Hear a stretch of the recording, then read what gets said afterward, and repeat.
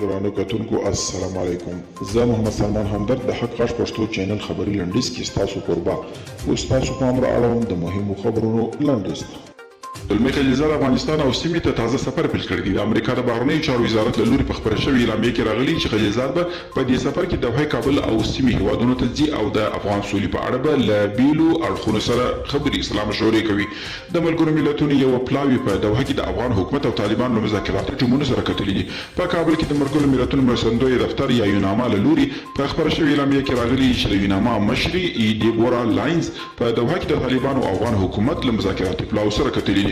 ټاکل شوی و چې په تر مې میاشتې پورې د روغتیا نړیوال سازمان افغانستان ته شاوخوا 3 میلیونه ډوز کورونا ضد واکسین ورکړي، خو اوس تازه دغه سازمان په خپلو څرګندونو کې ویلي چې ښایي د واکسینو ورکړه ان تر اګست میاشتې پورې وځنډېږي.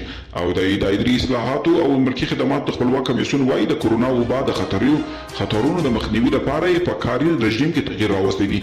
د نوي پلان له مخې د ملکي خدماتو هغه کارکوونکي چې عمرونه یې له 55 کلونو لوړ وي او د سرطان شکر او زړه ناروغي اخته وي د 2 اونیو لپاره رخصت دي.